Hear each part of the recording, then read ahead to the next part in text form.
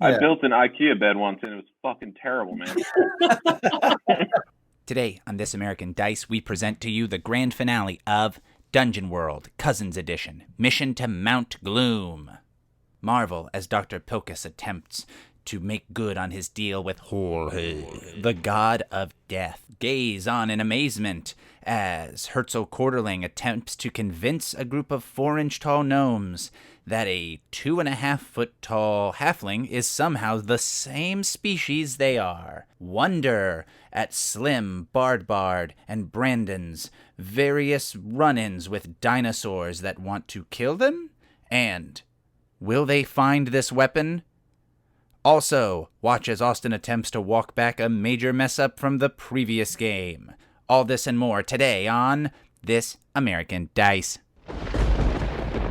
High on Mount Gloom, our heroes, Slim, Brandon, and Federico, Herzl Quarterling, and Bard the Bard, along with Dr. Pilchas Goldstein, have arrived inside this strangely cylindrical chamber. It doesn't seem like a cave that could be made naturally, but instead something that was man-made, but from an ancient civilization long ago.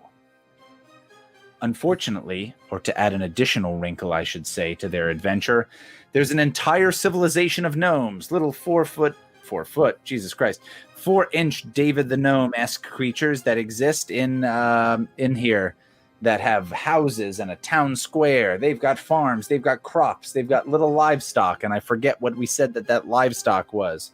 But there's an entire civilization, and unfortunately, they've pissed them off. And they've pissed them off at the time when there's dinos up in here. So the Dino Legion seems to have sent a delegation of some kind to come here, and we know that there's at least a Dilophosaurus, one of those dinosaurs that spit venom at Dennis Nedry in Jurassic Park, but also there's a Velosa wizard, raptor wizard. So, all right, I'm going to come back to you guys, and I know we were in different places. I know that Herzl was trying to blend in among the successfully among the gnomes. Herzl was at least successfully for a little while blending in among the gnomes of like, oh, I'm just a giant one of you guys. I feel a very tenuous blending in. Brandon and Federico had just burst out of their Gulliver situation. Slim and Bard were fleeing.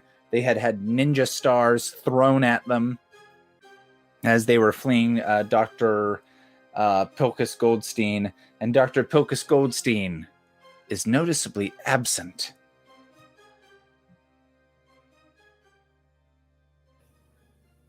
All right, so Herzl, you're kind of standing outside what is like a farmhouse, and also nearby there is a, like, let's say like a tiny blacksmith shop.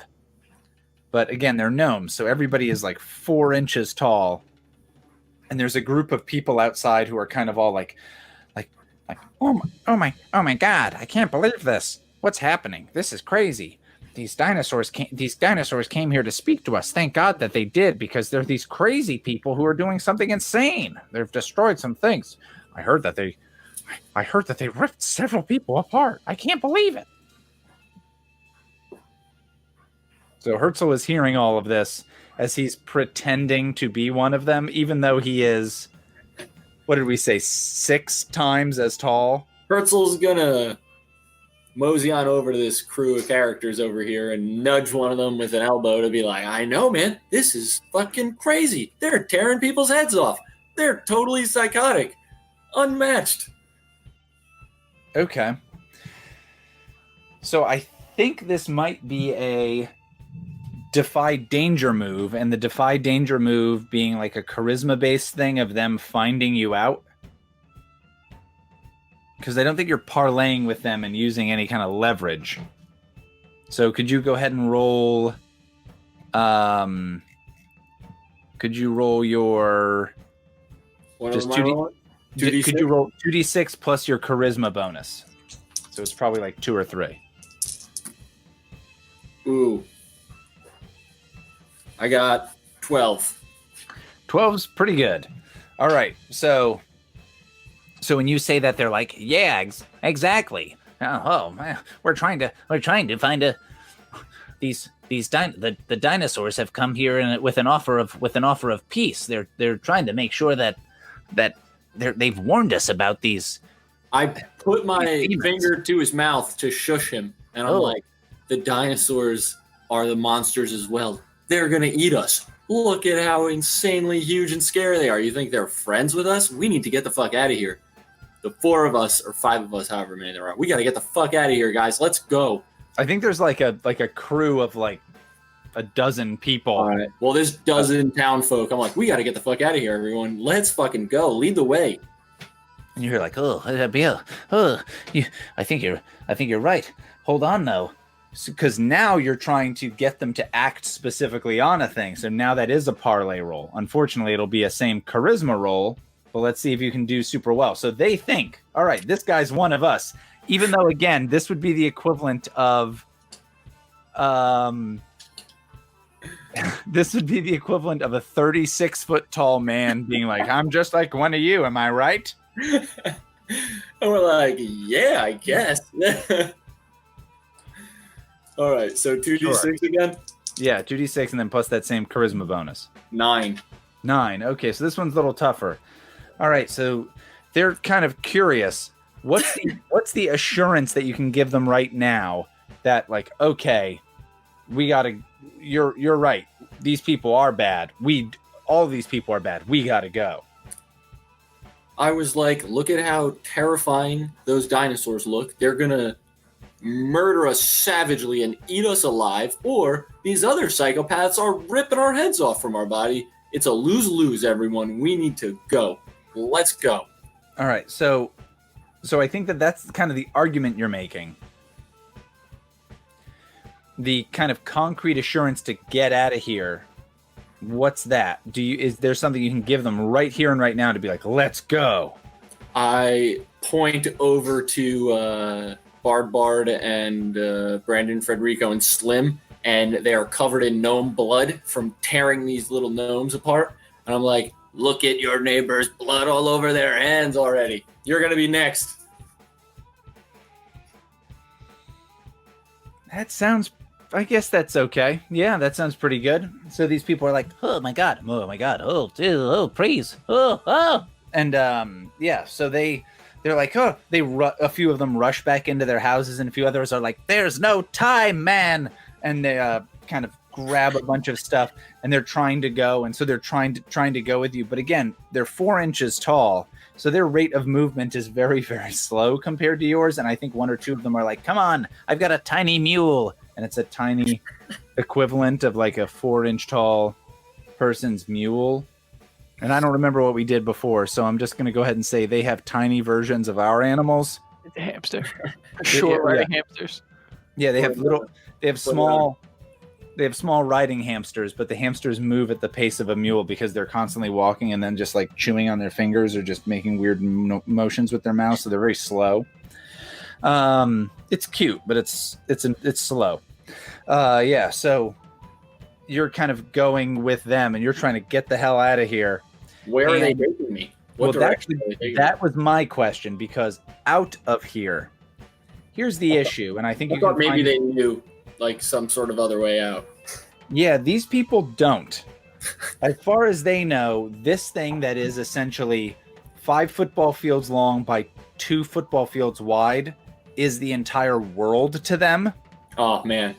And they can point you to the great beyond, which is essentially where like the opening of this cavern is. But that's the only thing they've got. Can I now realize that they're so small we're not getting anywhere fast, and tell them all to gather all their weapons and we need to fight? We can't get out of here. We'll never make it. There's more of us than them. I think we can have you make the realization of like, oh shit, we're never getting out of here on time. Oh. But then we'll come back to that. So the positive for you is you theoretically, at least for now, have the trust of these people, and you know the dimensions of the kind of community that they live in. So we've got that. Brandon and Federico the Owl are certainly around as they see the, I'm going to say Brandon and Federico and Bard are there, and they are definitely around these. There is like this really jacked looking dinosaur, and it has the like weird like head gills or head fins, like the thing that kills Newman in the Jurassic Park movie. And then there's another thing that's a raptor kind of in a cloak. And the raptor in the cloak says, "Surrender, soft-skinned scum, or suffer a fate. Suffer the fate that all those who resist us down in your King K. Casserole's realm will suffer." At least Slim, I think you know that a bunch of Bard. You know a bunch of ninja stars had gotten thrown at you earlier. Yeah, unfortunately. You hear another voice as a triceratops. A triceratops wearing a tuxedo and wearing a fez comes out, and he says, Well, yes, you see, the good people of this realm, that is all you can see, have sided with us. I know that you've attempted to defy our rule, but they've realized its benefits. It's far superior for you to surrender at this point. Between our forces and theirs, who you so keenly have attempted to destroy, well, it seems as though there is a benefit to you ceasing this silly struggle of yours, especially when it's hurting the fine people here of this realm. And you hear like, "Ah!" There's all these little 4-foot people, these 4 foot, I keep saying 4 foot, 4-inch gnomes are holding like rakes and little spears and that kind of stuff around him off in the distance.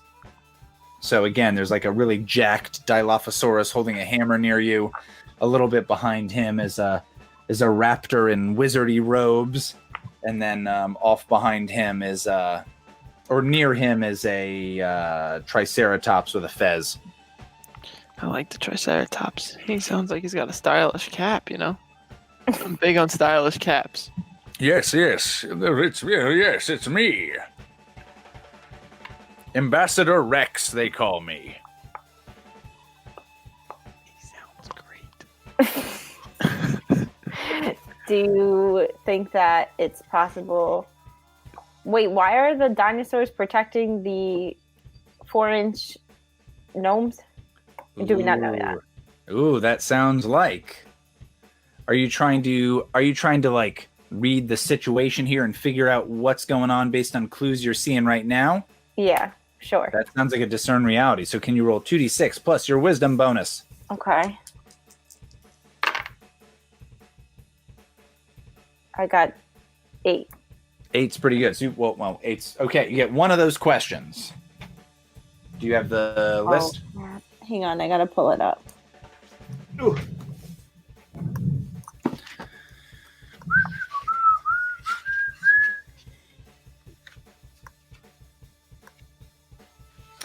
What happened here recently? What is about to happen? What should I be on the lookout for? What here is useful or valuable to me? Who's really in control here? What here is not what it appears to be? What do you think, Bard, and Slim? Ask a goddamn question. Well, they're also there. Well, no, it's at the moment it's Brandon and Bard. Slim will join us in a second. And then after that, Dr. Pilchas Goldstein, because I'm trying to do this based on like when you guys arrived onto this situation. Okay. What is about to happen? What is about to happen? Okay, so what's about to happen is that these dinosaurs are going to try to stop you guys from doing anything that could disrupt what they're doing down below Mount Gloom at the last holdout of King K. Casserole. And ideally, discover whatever this weapon is for themselves. So their goal here is to stop you from whatever you were supposed to do to give the Dino Legions time to do this. So that was their goal. And so what's about to happen is that these guys are going to either defeat you or just waste a bunch of time. I like wasting time. The real thing is I'm here for stylish caps. That's my whole purpose in life. I'm Can gonna we talk. convince them with our stylish caps to join us? They're not gonna join us. Can I possibly talk to the guy in the back with the fez and say I will leave him alone if I won't try to stop them if I can have the fez? And I think he'll say, like, well, there, boy, surrender and you'll have a pick of a stylish hat, all you could like. Sounds pretty great, man. It's very tempting. I'm gonna surrender. I want the hats. All right. So I think this is when Slim arrives on the scene. Slim, you see Bard surrendering. What does that look like, Bard? Just my naked body laying flat on the ground, asking for hats. That's it. All right. He's like, oh, I just want these hats. And he's like, yes. Another of the wayward sons of the soft skin, though I didn't think one of yours. Ah, Salamander. Hello. So, I'm gonna have to convince Barbar to stop doing what the hell he's doing. I don't want Barbar to surrender. Okay. So, I'm gonna remind Barbar that caps aren't the only thing in his life, and that I'm just as, if not more important to him than the caps itself. Barbar, can you remember that? Can you remember what your life is for? What you're doing in your life for me and not only for you? Can you remember the bond that you created in the beginning of this game that has still not been completed? I need you here, Barbar. All right. So, Slim, that sounds like you're trying to parlay with Bard to get him to ditch his I just desperately want these stylish caps idea. And I want him to put me over the caps. You want him to put you over the caps, and you're using your personal history. So when you have leverage on it usually says a GM character. So usually one of the NPCs, roll plus charisma. So this isn't that. So instead, what you have to do is roll plus your bond. So I don't have a bond with him, but he has a bond with me. Well, if you don't have a bond with What I'm him, referring to. then this is just a flat roll. So just get and roll 2d6. Okay. I got a 7. You got a 7. Okay, I'm going to do this in a slightly different way. Okay, Bard. Active. Oh, Slim or Joey, you're familiar with the expression like the carrot or the stick? I am not. Okay, so like the idea is when you're training an animal, you either give it a treat or if it does what you want, or you punish it if it doesn't do what you want. So the carrot or the stick. Okay. So do you want to go with a treat or punishment? I give him a treat. All right. So Bard. Yeah, that's me. If you forsake your desire for amazing hats, stylish caps, you'll get an experience point. If you instead side with Slim, it also does possibly fulfill one of your bonds. It's not just about the caps, man. Dude, it's about surviving. I don't attack. It's about surviving and caps. About your story. You can't give up here. I'm not giving up. I'm getting hats. How are you gonna write my story if you're not there? I don't think you remember the beginning of this game. If we defeated the dinosaurs, we all made a wish. My wish was for stylish caps. If I don't have to defeat the dinosaurs, and I can still get the stylish caps. I don't care about your stylish caps. Can I continue while everyone's freaking out and just like walk by everybody and not give a shit? Sneak back.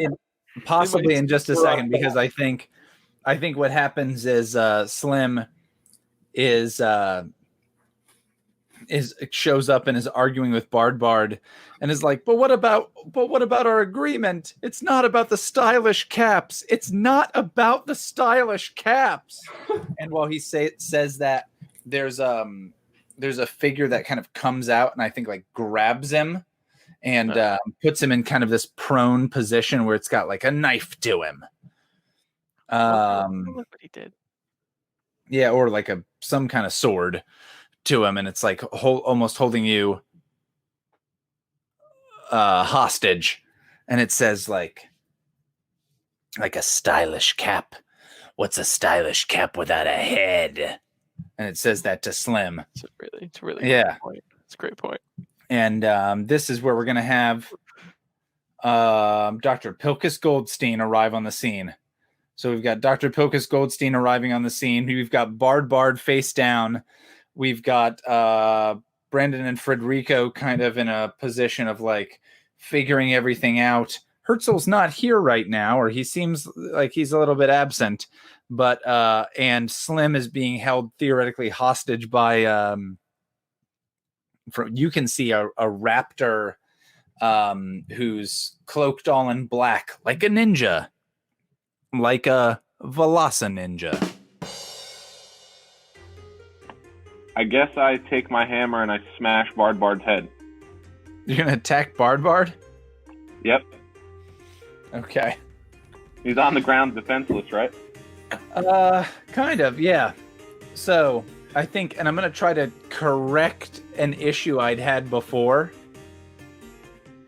Just to correct something that I'd done before. And I think you're like, I'm going to smash this Bard's head. You kind of raise up this hammer and you get a vision kind of in front of your eyes. And it's Jorge. I'm sorry, it's Jorge, the god of death. And again, who looks like Smoke Monster, horny Tim Curry. Who's like, Pilchas Goldstein, I'm sorry. I have to tell you, I was drinking heavily last time we spoke. The last several times we spoke. I may have said some things. This is Robert. He's my sponsor. And there's a guy who's like, hello. I swear, from this point I'm committed to making sure that I stop.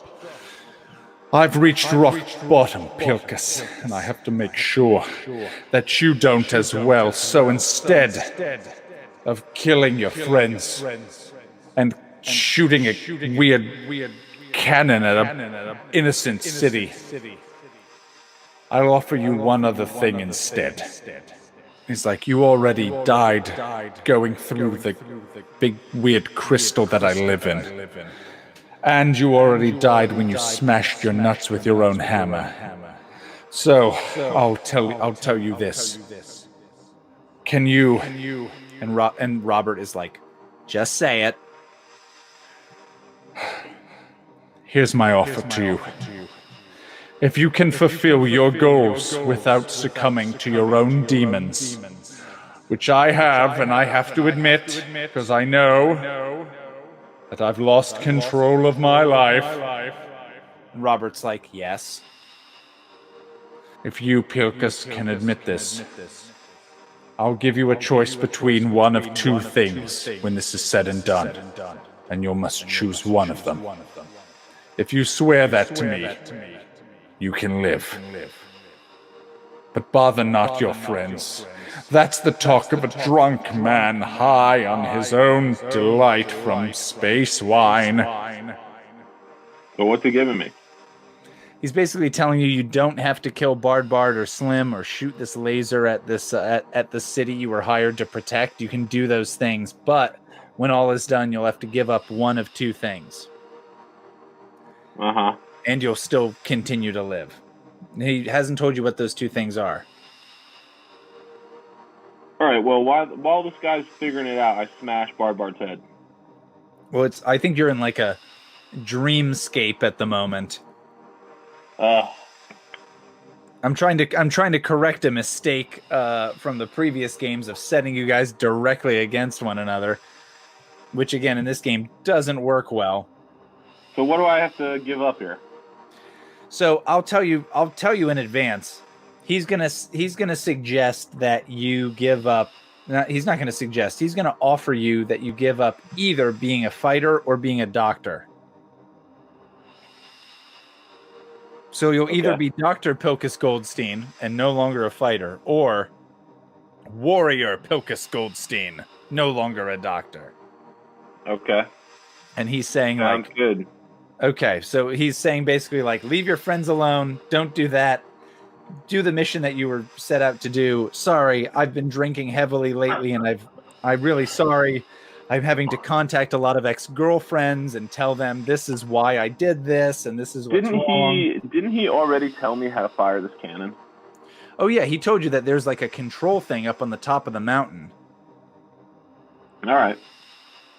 Sure, yeah. So he basically just says like, you don't need to kill your friends, you don't need to destroy this town. So he's giving you an out on those things and instead saying, in the end, if you just either give up one of these two, you're set and everything's fine. Okay.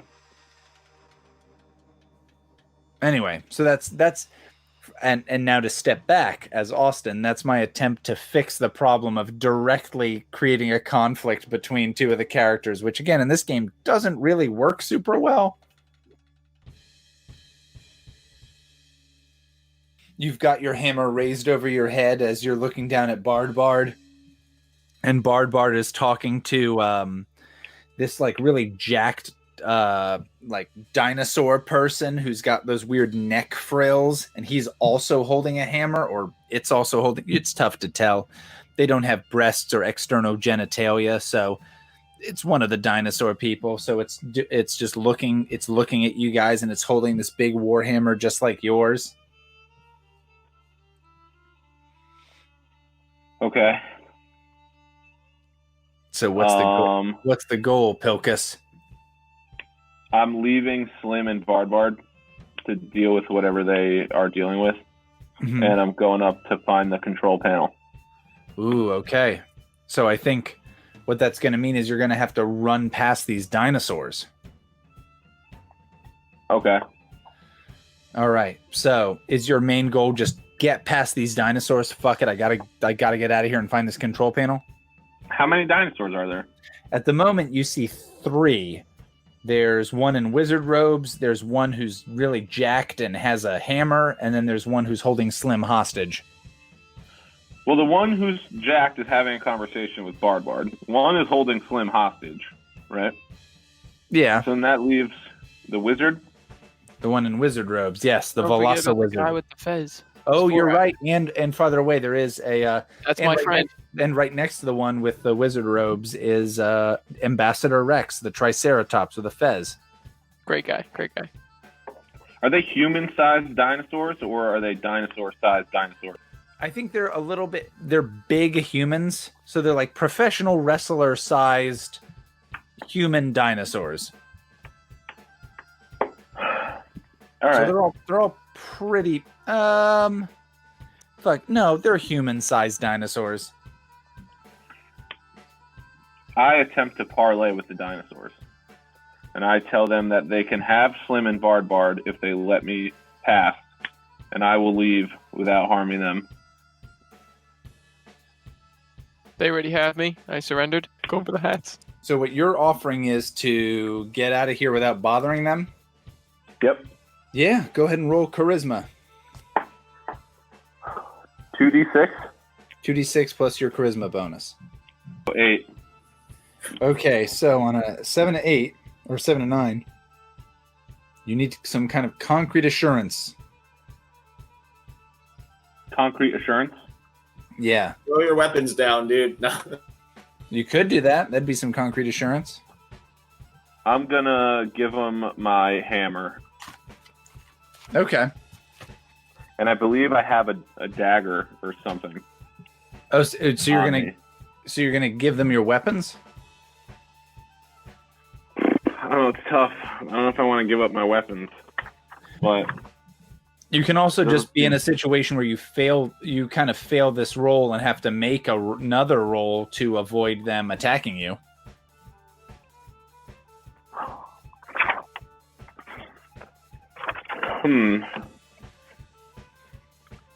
Nah, fuck it. I give him my hammer. If I die, I die. Okay, so you're like, I've surrendered my hammer. Okay, Yep. you kind of throw that down, and they're like, and the ambassador Rex, the Triceratops, is like, well, all right, get out of here. Enjoy your luck climbing down that mountain. All right, thanks. Fucking fez wearing bitch. Yes, my fez. It looks dope. He adjusts it. All right, Brandon, you have seen all of this stuff. You've realized what the goal of these dinosaurs is. You've seen Dr. Pilchas Goldstein show back up and drop his hammer.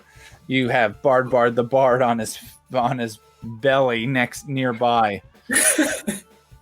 You've got Slim held hostage. What's your plan? It's a fucking shit show. My plan, yeah. I never know what to do anymore. Can I help Joey some sort of way? He's Sure. still being held hostage. Well, yeah. So Okay. would you want to try to... Are you trying to, like, attack the person who's holding him hostage? Are you trying to convince the person who's holding him hostage to let him go? Or are you trying to just grab him out of that person's hands?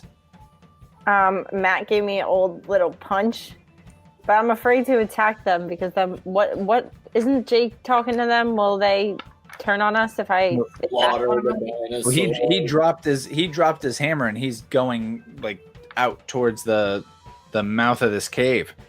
All right, so he's walking away. Fuck it, I'll attack them. Okay, so you're gonna attack the Velocity Ninja. Yeah, for Joey. Okay, so you have the advantage of not only can you make a volley, which is like you shoot an arrow or something like that at a person, but you can even do like a called shot that does specific things to Yeah. an opponent. I do have the called shot, so I attack a defenseless or surprised enemy at range, and I choose the damage or name of target, roll dexterity. That's what it says. Oh, okay. Oh well, this person's not defenseless or surprised, so I apologize. Shit. So you could do a volley. Okay, so an arrow. Yeah, so you're just shooting, but with your dexterity rather than your Okay. strength. So when you take aim and shoot at an enemy at range, roll plus dexterity. 2D, right? 2d6 plus 10. Oh, I got way over. I got 11 plus 1, so 12. That's great. All right, on a 10 plus, you have a clear shot and deal your damage. So whatever your damage is, go ahead and deal that. My damage is 8, I think. So go ahead and roll 1d8 plus whatever. I don't know if you have any bonuses to that or anything. I don't have a D8. You got a 4. You shoot an arrow into. I think this creature is like holding Slim, and they're like holding like a sword to him, and you shoot an arrow into its arm, and it's like ah. All right, and that's when let's just go to Slim, and we'll come back to Herzl in a second. Let's go to Slim. Okay. Slim, this creature got shot, and kind of like you get a moment to possibly act to get out of its hold. You know what I'm gonna do? Well, what's the game plan here? I'm gonna summon my internal flame. All my built-up hatred, I'm gonna summon it. I'm gonna conjure a weapon of flame, and I'm going to try and I'm assuming it's holding me with its hands. I'm not trying to deal damage. I'm just trying to stab it in its hands so I can get free.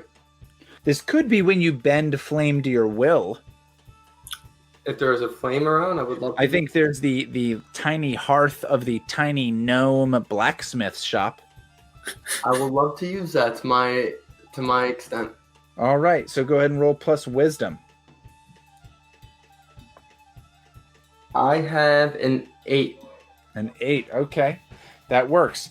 So you do that, and He finally summoned his internal flame, huh? this one 4 is games later. he manipulated the tiny gnome fire, and like a little bit of this shoots out, and this gives you the opportunity to break away. So, can you roll plus charisma, Slim? Not charisma, dexterity. I got a 2. You got a 2. Okay, so you Idiot. 7. Could you take? Oh shit! And you're really hurt, right? I think you have like 1. Yeah, he has HP. 1 HP. I almost murdered him. I have 1 hit point. Joey's Right. dead. Joey dead. Yeah. So this thing, like you like shoot some of this fire at it, and it kind of this Velocity Ninja's like and it kind of lets go of you, but slashes at you in the process. And we see Slim kind of get slashed in the side as he tries to escape, and we kind of watch him fall down, and we'll have to come back to Slim in just a moment. Guts are flying across the map. All right. Meanwhile, Herzl, your game plan was get out of here with these gnomes. Yes. Okay, so the game plan was get out of here with these gnomes, and these gnomes, they want to they tell you like that this is essentially all that there is. There isn't anything outside of that, like the cave opening. And then what had your plan been? I was hoping to get out of there with them. Since that, I'm coming to the realization that that's no longer an option. I am going to try to use the cover of pretending to blend into this group of people to get as close to the action as possible, kind of like behind the scenes of it, and take off running. If I could do that. Well, take off running to where? To the light at the end of the tube, right? Oh, sure. Well, I mean, that's where these people are saying we should go that way. That's where I'm going. I'm going to blend. You don't need to make a roll for that at all. Okay. You're just going that way. So yeah, so you're running, and you're very short. You're 2 feet tall or 2.5 feet tall, and you're running and running and running. And somehow these people think you're one of them, even though again, this would be the equivalent of like a 36-foot tall man. And you're running and running and running, and you're crossing the farmland and these little houses, and it's all David the Gnome kind of stuff. And you're getting closer and closer to this thing, and you get to the edge. And when you get to the edge, you realize you are in this like cylinder that empties out like within the cloud cover or even above the cloud cover of Mount Gloom. And so it's above the cloud cover. It's like you're on a plane and you're looking down and you see the clouds under you. Fuck. Yeah. And so that's your situation where you're like, holy shit, as you're like, oh my God. And these other gnomes are like, oh God, where do we go? Where do we go? Oh geez, if we have to flee. Oh, Can I brush several of them over the edge and sees what happens? I mean, I'm going to tell you, you know what's going to happen. They're going to fall down a mountain. But you could, if you're trying to figure out what's going on around you, you could discern realities. Yeah, sure. I might as well try that. Go for it. Yep. Go ahead and roll plus wisdom. 8. 8. All right, you get to ask one of those questions. Do you need What the is list? useful? What is useful here? What is useful here? There seems to be, if you look to the sides, there seems to be that some animals have created like little footholds or that kind of stuff where you could crawl up to the side, but you'd be going up. So you'd be getting out of this chamber, out of this cylinder, but you would be going upward farther up towards the peak of Mount Gloom. All right. I ask. And I'll say this because it doesn't make sense. You had heard from somebody else's role that this is a cannon of some kind. It wouldn't make sense that the firing mechanism of a cannon be inside the barrel of a cannon. So it would make sense that maybe it's outside it. So there's a possibility you can get there that way. I'm leaving this cannon immediately. Here's what I'm doing. I'm grabbing 2 or 3 of these little fellas that are small enough, stuffing them in my pocket, and I'm going over. All right, put me in your breast pocket. All right, put me in your other pockets. Yeah. There's a few that you put in your pants like back pockets, but then when you move your leg, you hear like a noise. You're like, oh shit, I crushed that guy to death. Oh god. Damn these tight Levi's I wear. Oh. Yeah. Fashion over function sometimes. Yeah, exactly. Fashion over function. Okay. All right, I'm going. All right. So we see Herzl kind of exit this cylinder and kind of crawl along this thing, and there's kind of this mountain path that goes up towards the peak. The audience sees, though Herzl doesn't, that there is almost this like lighthouse type structure on the top. So I'm going to throw this to either Brandon or Bard. What's the game plan here? I book it toward the exit of the cannon. So you're going to try to get out towards the exit of the towards the mouth of the cavern here? Yeah. Okay. Bard, what's your game plan? Okay, so if I recall back to session 1, there was a moment when we got attacked by pterodactyls. Mm-hmm. And I sang a song to these pterodactyls, and they essentially let me go. I still have this songbook on me. So in my position, I'm technically surrendered to the dinosaurs already.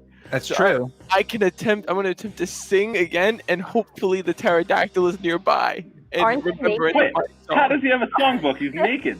Whoa. I have fat folds. All right. He could be holding it, and based on the picture. I made this clear when I became naked that I kept the songbook in my fat folds. So, but you're continuing to kind of like be prone, and you're gonna try to sing to the pterodactyl that brought these dinosaurs in here. That's the plan. Hopefully, it's the one that picked me up last time. He remembers the music, and it gets touched again. That's the move. Okay, cool. So let's go to Brandon. Brandon, you're trying to get the hell out of here. Brandon, I think as you try to flee, the Velosa ninja that just struck down Slim is going to try to throw those shuriken, those ninja stars at you. Could you make a defy danger roll with probably dexterity? I got 9. 9. Okay, so with a 9... I think the easiest thing is you can get away from suffering any of this damage, Brandon, but you're going to have to essentially just keep running. Like, you're going to have to be like, I got to go and not look back for a bit. And so you got to keep going, and you're going to essentially be out of this conflict and get more towards where Herzl is. Is that cool? Okay, so there's a bunch of like throwing stars and throwing knives. It's like a episode of Naruto where there's a fucking tidal wave of knives that are thrown at Brandon, but he and Federico are like, hoo, hoo, hoo, are able to. I love Naruto. I use the substitution jutsu and yeet my way out of there. Yeah, exactly. The ninja, the Velosa ninja thinks you were over there, flings a bunch of what are those kunai knives? Flings those in there, and then you see like poof, and it was a log, and you're just running. Yeah, so that happens. Something like that happens, and meanwhile, Bard, you're like, I've got to sing a song. to tempt the pterodactyl that brought them. And I think at the town square there is a pterodactyl nearby, and it's a pterodactyl that's enormous. Like, this thing is massive, especially compared to its surroundings, but it's also a massive enough pterodactyl to have hauled these 4 dinosaurs up here. Would this be a defy danger using Sing, Charm, and Social Grace? That's what it seems like to me. Well, you're trying to call out to this thing to get it to do something. So you're not defying a danger. You're trying to get it to do something. So do you have a bardly ability that would activate here? He can play the bongos with his ass cheeks. Well, listen, if you can do that, that's pretty good. When you weave performance into a spell? Yeah, but I'm not attacking or shaking my mind clear of enchantment. Well, are you shaking maybe the minds of some of these other people? I mean, yeah, I guess we could say that. That could work out. So maybe you're doing this to one of these dinosaurs, either Ambassador Rex, the Triceratops with the fez, Dilophosaurus, the one with the neck frills. Definitely Ambassador Rex. Okay, He's the coolest guy there. Cool. So you're talking to you're kind of singing this song or weaving this tale to Ambassador Rex. And what's your goal here?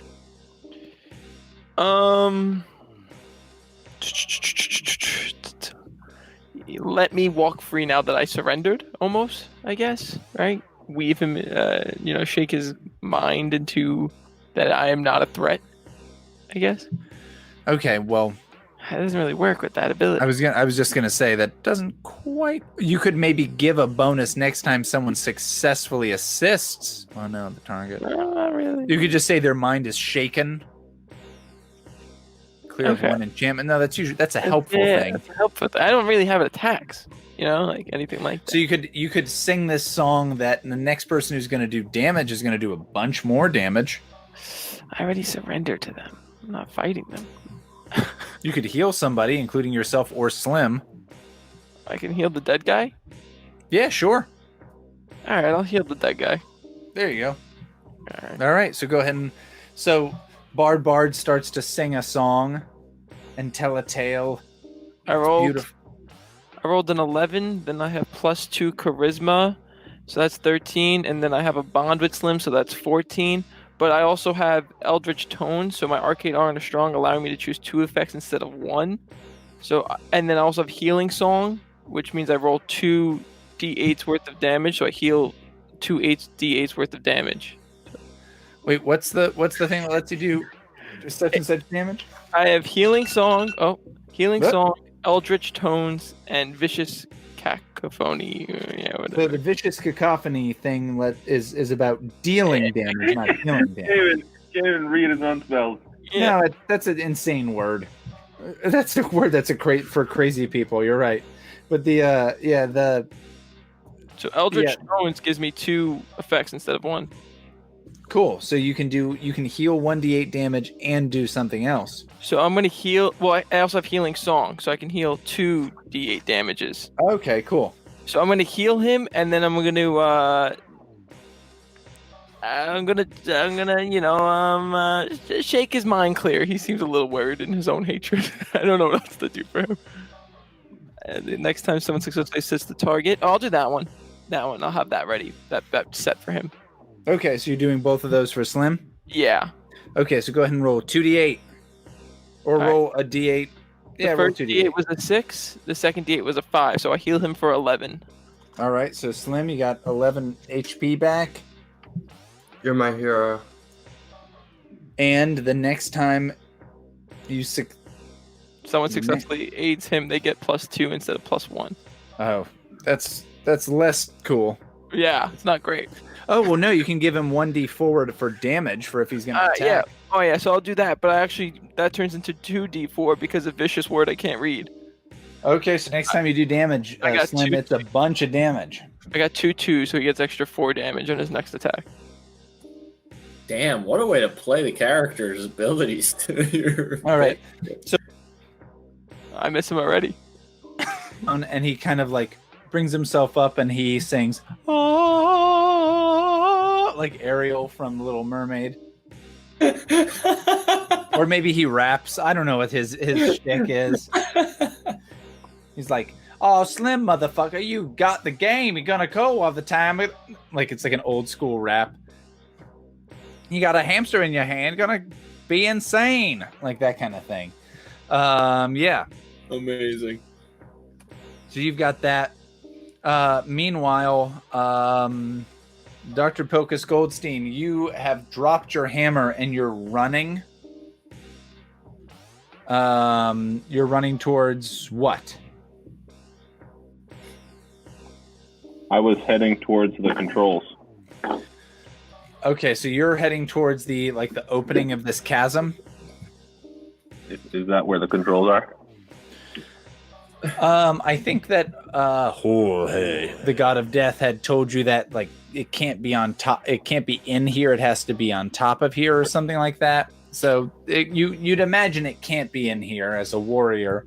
So you certainly have to get out of the barrel of the gun to be in a safe place to work it. So maybe even if you're not sure exactly where it is, getting out of it makes sense. You're running and you see this these various little fields, and each field is maybe the size of what a tiny little house would be, like the plot of land a tiny house would be on. And you're running and you see people kind of cowering, but the people, of course, that you see are 4 inches tall. And you get to where Brandon is. And Brandon and Dr. Pilchas Goldstein are looking at this. Again, imagine 2 diameter-wise, 200-yard plus circle. And you're looking down, and when you look down, you see clouds, below you. So you're tremendously high up. And that's the situation that the two of you have run into. So Brandon and Dr. Pilchas, you're looking down and you're like, whoa, holy shit. Can I use my adventuring gear to scale to the top of the cannon? Yeah, you can absolutely do that to give yourself an advantage to scale up there. Yeah, I'm gonna walk. I think the controls are up there. Okay. Herzl, did Herzl have to make a roll to get over to that side of things? It's Herzl, right? Matt is Herzl, yeah.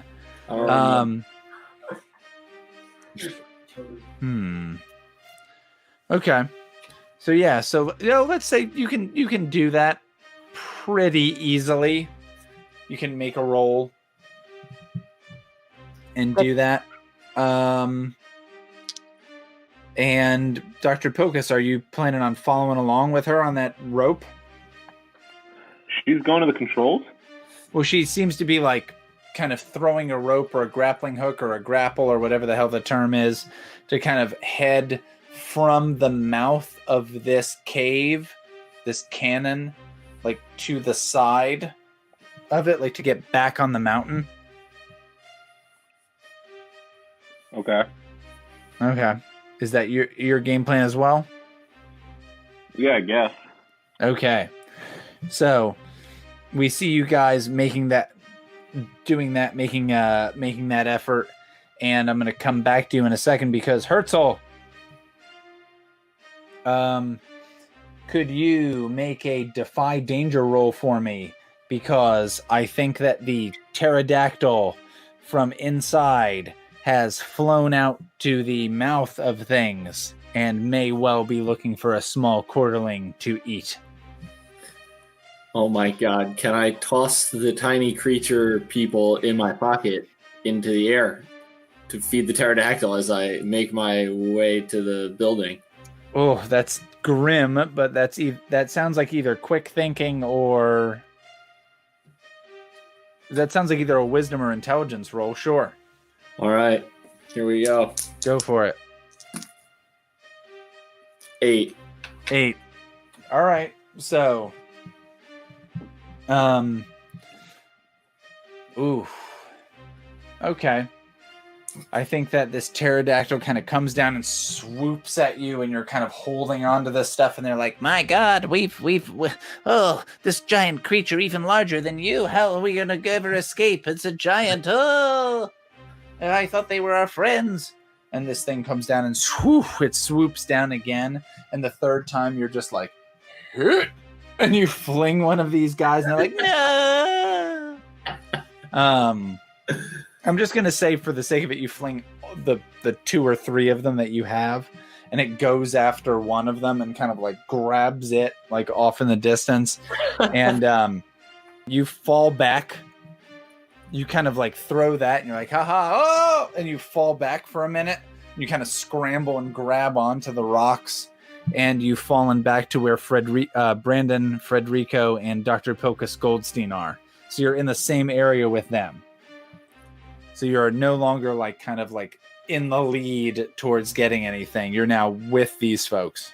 Oh shit! All right, Brandon and Dr. Pilchas. Meanwhile, you're similarly trying to kind of navigate this stuff. So could each of you make a defy danger roll to kind of hold on as you're going along on these, what it is essentially like a rope and rock climbing? Is it 2d6 plus dexterity? Well, it depends how you're trying to do it. You think you're just trying to do it through... With this, it seems like it would be... Strength. It could be strength. If you're just trying to grip on. What's my strength, Matt? Sorry. I assume your strength as a fighter is at least +2. But you could be... +2. You're... Oh my God, I got 12. Yeah, it's +2, Jake. So that puts me You got at a 12? 10. Oh, well, that's easy. You got a 10? I rolled an All right. 8 +2. Yeah, so you guys have no problem holding on to this rope / these rocks. And you get up to kind of a little rest area, and who like tumbles down right in front of you? But Herzl Quarterling. And he's like, oh boy. Kick him. Yeah. Meanwhile, all right. I empty the half of a midget out of my back pocket onto the floor. You're like, how about this? And it's just a tiny lower bottom of a human torso, and you're like, ugh. All right. Meanwhile, Slim, who I think Joey may have got. Okay, there he is. I was like, I think Joey may have gotten so drunk he drowned. I'm good. There he is. All right. So, these dinosaurs have been like, what? They've escaped. Meanwhile, like they've kind of, after the Velasa Ninja struck you, it ignored you. Its first mistake. What's your game plan? I'm going to book it towards the rest of them. Okay, so you're just running that way. I might as well be with the crowd at this point. Okay, so go ahead and make a defy danger based on either strength or dexterity. I'm going to do dexterity. Sure, add an additional +1 because they legitimately are like, oh, that guy died. I got a 10. You got it. Oh, right. So you're like, So as they're like, what the hell happened? You've run that way. Bard, you had attempted to... Just trying to sing some pterodactyls. But that did not work out, right? I ended up not even doing that and just reviving Slim. That's right. You had revived Slim. So when you see Slim get up and start running, what's your game plan? The good thing is they didn't notice, so they don't know it was me. As far as they know, I just sang a song. Yeah, you're still like, oh. I'm going to try and charm with my voice the Triceratops. All right. Sure. Well, okay. Tell me about that. What's the game plan there? So again, if I flash back to the pterodactyl, it was moved by the music. So I'm assuming it's just a dinosaur thing. How complex could they be? Everybody loves music. The pterodactyl now is not here. Well, that's what I'm gonna try the Triceratops. They all speak the same lingo, Sure. Well, dinosaur. yeah, exactly. It's connected. It's all. They all like music. I haven't met one dinosaur who doesn't like music. You're trying to be charming and open? Yeah, well, yeah, I could be charming and open. I always thought it was more like a defy danger role because I think at this point, Yeah, I was gonna say charming and open really only works with Like, other players. defy danger with seeing charm and social grace. Well, are you trying to get Ambassador Rex, the Triceratops, to do a thing? Befriend me. Okay, that's more like a parlay roll. So why don't you go ahead and roll plus charisma? So either way, it's plus Alright. charisma. Same thing. Let me roll So my two what's the leverage you think you might have in this situation? that they don't kill me and eventually I can get away. That doesn't sound like leverage. Yeah. Maybe that they they don't have a bard. Maybe they need a bard for their Okay. turn. I could I see that. can- They don't have a bard. Sure, that's a stretch. Go for it. Yeah. Alright. So I rolled the 8, and then I have hold on. I have plus 2 charisma, so a 10. A 10. All right. It works. They So- realized they needed a bard. So they're like, Bard, dude. Ambassador Rex turns to you and is like, "You," and there's two thorns from the ground stuck to your head, and they look like little horns. And he's like, "My God, you're beautiful. You should join us." Perfect. And the horns fall off, and he's like, "Well, come on, kid. You can't be useless. Why, with us, you'll be I'd say the cock of the walk. But but roosters are just shitty versions of us dinosaurs." Meanwhile, you guys get up to the top of this mountain. So at the very top of Mount Gloom is essentially what we would consider like a lighthouse. And in this lighthouse are all of these. Do you remember back in the 90s that shitty Goo Goo Dolls music video for "I don't want the world to see me"? Of course. 'Cause I don't. You remember how he had like a million telescopes and he Yeah. was looking through them? It looks like that. There's a million telescopes that They all you can look through. same strange haircut that he has in the music video on all the telescopes. Yeah, everybody that you look at has that. But the weird thing is with the telescopes, you can basically see almost anything in the known world. And like at one point or another, if you find the right telescope, you can see it. And each one has a like a lever that pulls and locks. And the thing is like, that's kind of weird. So somebody's going to have to figure out how the fuck this thing works. Somebody's going to have to make some kind of roll to figure out how this thing really works. All right, I'll roll. Yeah, he's good at that.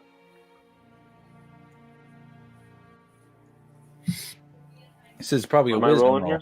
Plus wisdom. Oh no. Who's got Jess? You got wisdom over there or what? Are you wise? I got a little wisdom. I got pretty good wisdom. Jessica does have Make, pretty good wisdom. A little roll. What do you want me to do about my wisdom? What do you want me to do with the telescopes? To Well, figure out. We're in the control room, right? Yeah, so basically to discern realities and figure out what's up. All right, mess around with stuff. I ain't got no wisdom. You got to roll. So roll 2d6 plus whatever your wisdom bonus is, Jessica. For Brandon I forgot you and have a Federico.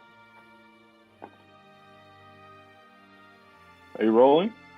Sorry, I got 8. 8. All right, so you're able to ask one question. What happened here recently? What is about to happen? What should I be on the lookout for? What here is useful or valuable to me? Who's really in control? What here is not what it appears to be? I'm gonna go with not what it appears to be because it's a room filled with telescopes. Okay, so I'm going to give you two answers to this. The shitty answer is this is the control room, the sighting tower, like the firing area of the cannon that is this great weapon that you were kind of contracted to figure out about. So you're there where it can be fired. What else isn't what it appears to be? You're looking at these things and you notice that each of these telescopes has like a trigger that can be pulled. And if you pull any of these triggers, you pull them and they like lock. And then if you pull another one, the one that was previously pulled unlocks and then the new one locks. And you're like, what's the deal with that? And you look over and there's one of those crystal balls like you saw earlier. And you're like, oh, that thing powers it and something needs to be done with that. And you're remembering that this is powered by the god of death, and that what's going on that's not what it appears to be is, in order to activate this, someone needs to die. Like they need to hold on to this, it kills them, and it shoots this cannon. I grab it. You grab the thing? Yep. Ooh. So I think what happens is, well, I'll ask this. Are there any of the telescope sights triggered? It can shoot a person or it can shoot an entire city. I'm going city, baby. We're out here. Well, who has aimed this? All right. What is it aimed at? Not helping Jake aim the city. Dude, I just grabbed one of the triggers. Say again? Just grab a trigger. Well, that's the thing is you have to say what it is pointed at, and Dude, then it has to be. The No, dinos. I'm saying that it's pointed at the city we were supposed to save, and I fire that bitch. All right, so it's pointed at the city you were supposed to save. Yep, and kill everyone inside the cannon. All right, and then you grab the crystal ball. Yep, and I smash it on the ground. All right, so you grab the crystal ball, and just nothing happens. Why not? I hit Jake over the head. Knock him out. Why didn't it work? Okay, and I think you hear like a voice in your head that says like your soul is already mine, Pilchas. Oh, boy can't die. Screwed us. You screwed us. So what? I don't give a shit if my soul is disguised. I'm trying to kill everybody else. You have nothing to trade him. That's why the cannon doesn't shoot. You have nothing Yeah. to trade this man. He has let you. So the god of death has let you live, and saying after all this you will have to give up either being a fighter or being a doctor. Yeah, I already gave up being a fighter. I threw my hammer down.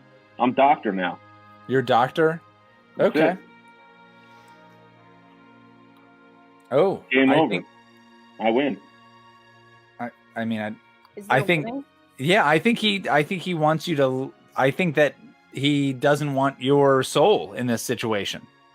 He doesn't So he get want- it. I'm not in the cannon. He No, gets- what I'm saying is whoever touches this crystal, and Oh, I didn't there- hear that part. Yeah, whoever grabs this crystal, they die. And I think when Dr. Pilchas grabs this, just nothing happens.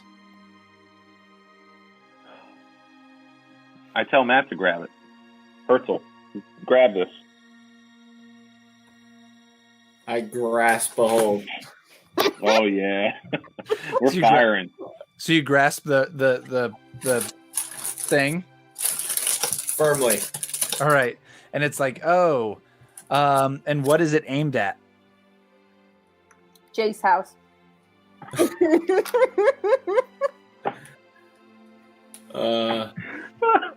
My house. I'm gonna shoot it at the dinosaur kingdom, wherever their main station. So things is it the camp of like the Dino Legion warriors? So like, are. I don't know what I'm saying. Yes. yeah, okay. So that's where you want it. Yeah. Okay. So is that what we're looking at through these telescopes? I'm guessing so. All right. So we see the Dino Legion. we see like all of these warriors. They've breached the wall. The dinosaurs have breached the walls of this city that King K. Casserole is in charge of. King K. Casserole is like in his secret chambers, and he's like, oh my God, nothing. We've got to give up. And he's putting on armor that he hasn't put on in years. And he's like, I guess this is one last go. Am I right? And then meanwhile, the Vizier Raptor is like, ha, we shall destroy them. And then the egg with the crown in it is shaking. The King Tyrannus Maximilian V, or whatever number I said before, is like, haha. And so that's what you're shooting at, is the dino camp. All right, with that nod, yes. You do that, but what that means is we're gonna switch to Herzl. Tell me what this looks like as this cannon fires down at the Dino Legion camp. It just falls out of the cannon, doesn't even go anywhere. well, hold on, Matt. Flush out of the cannon. Yeah, It looks like when good old Dr. Pilchas really gets a good nut bashing on someone in a bomb. there's like a beam that shoots out of this thing, and all of the dinosaurs are like, my nuts! And they grab their dino nuts. Even the female dinosaurs are like, my female lady nuts, are holding their ovaries, I don't know, and wailing in pain, and they flop over. Yeah. I'm crying right now. So, well, yeah, and so we see the entirety of the dinosaur camp, even the dinosaurs that are not affected by this, like look back and are like, oh boy, oh.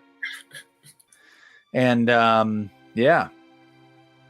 So meanwhile, we see a shot of Herzl.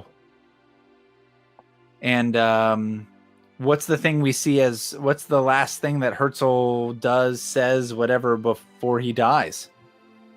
Now that he's given his soul up to Jorge, god of death. And that's the way the news goes. Yeah. He just flips everybody off. He flips everyone off. That's how you go.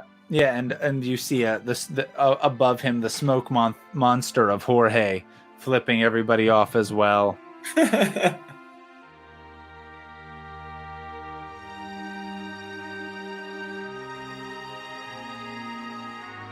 So, Slim, Joey, the dino camp was destroyed by this beam. What's something that happens next? What's the next chronological thing we see? And it can be either about Slim or about the larger world. Either one. What internal flame do I have left? Really, my internal flame was upset with Barbar, but then he really just redeemed himself.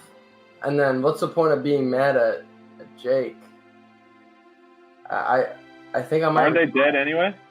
No, Barbar saved me. I don't know where you've been. You were in the cannon, though. We just fired the cannon. Slim got out of the cannon. He went to the exit. Yeah, I'm a salamander, bro. Cannons don't affect me. I don't know, man. I think I might retire in a beach house somewhere far away. All right, we see a beach. We see a hammock just kind of swaying in the wind, and we see Slim, this salamander, sitting there drinking something out of a coconut, and just remembering all of that. That sounds like a good life to me. The Yeah, life of a salamander. nursing some wounds, maybe his arms in a sling or something, and somebody's like, here's another drink, and he's like, ah. All right, Federico, what do you think? Brandon and Federico feel like they didn't know how this was supposed to end other than how it did, and they leave in confusion, and they go they go camping. They go camping? Yeah. Okay, well, they had wanted to get married in the past. Yeah, they do that too, maybe. We'll see. And so they go To be camping. continued. They go camping, and you encounter another, like, they're camping for a long while, and they encounter another couple that are, like, a human and an owl. And they're like, What's up? oh, hey, what's going on? And they're like, oh, hello, my name's Robert, and this is my wife, Miranda. Miranda's an owl. And you're like, wait, you can get married now? Oh, whoa, what? Yeah, we found that out while camping, and then we found a owl priest, and he married us. Yeah, there's a park ranger who's like, I do declare thee. Yeah. Yeah, that's how that goes. But the park ranger was also an owl. Yeah, the park ranger's a giant owl who's like, whoa, I do declare. Woo! Yeah. Yeah, it's a ceremony at night. The reception, everybody who's at the reception, who I assume all the living characters are, they just have to eat mice. They do, yeah. Yeah. Sorry. You can only use spears to cut your mouth. Yeah, it's mice. It's like mice scampi, that kind of thing. All right, Dr. Pilchas Goldstein. Not a doctor. It's not a doctor. Oh no, he's not a warrior, fighter. Not a warrior, right? No, he is Take back Dr. Pilchas Goldstein, no longer a warrior. So, what do we see of Dr. Pilchas? I also retire from being a doctor.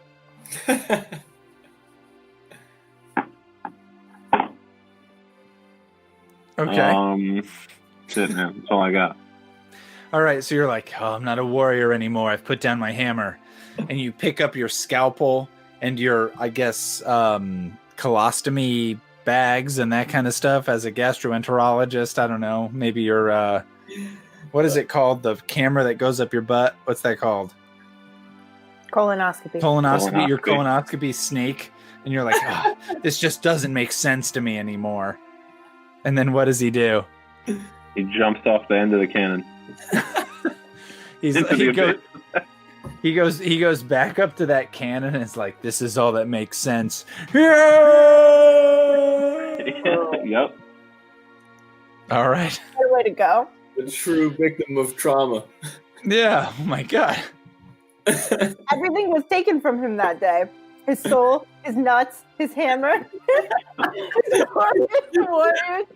He died happy knowing Bard and Slim also got incinerated in the cannon, even though they said they didn't. Slim didn't. I did. Slim escaped. I don't know if you were paying attention during that part. Oh, It happens. So Bard was... I've died, yeah. Bard died. Okay, so Bard. So we don't have a story about him per se, or we do, but he's There's not a nice there. vision of my dead body. Right before I died, I stole the fez hat, the nice stylish cap, off the Triceratops. So I'm just dead with the fez hat in my mouth. Okay. Sure. Are there any like lingering remembrances of Bard? Just hats. Just hats. Just hats, and I'm naked. So yeah. Just naked dead guy with a hat in his mouth. That's Sure. It. Yep, that's it. In the stories that are told based on everybody's tales, they're like, well, he's naked, he's dead, he's got a hat in his mouth. That's Bard. Oh, classic. All right, and Matt, to wrap us up, last thing. What do we see of this world? It's Herzl reenacting the intro to the Little Nicky movie, playing his guitar in hell with the God of Death. That's it. That's how it ends, dude. Oh my God. Okay. So Herzl is playing a guitar with Jorge, the God of Death, and he's like, no, is that a G? Hold on. Hold on. Hold on. Is this, hold on. How do I move my hand? Hold on. Sure. And that's that. So that's Dungeon World, I guess.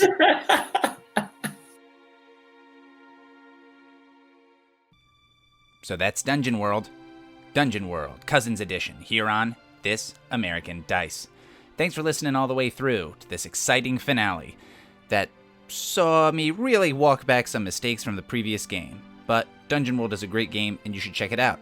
It's a game by Adam Koebel and Sage LaTorra, if I'm saying that correctly. Our cast for this game, of course, included Matthew as Herzl Quarterling, Jake as Dr. Pilchas Goldstein, Jess as Brandon the Ranger and Federico the Owl, Joey as Slim, the Immolator Salamander, Vinnie as Bard the Bard, and Austin as your Dungeon Master. Music for this episode included Medieval Abstraction by Lucas Perny and Miloslav Kollar, Guardians by Art of Escapism, and, as you hear right now, Winter is Coming, Adagio, First Snow by D. Yan Key. If you like the show, be sure to rate and review it and subscribe. And please tell a friend. Please just tell a friend. Otherwise, next week, join us again for another exciting episode of This American Dice.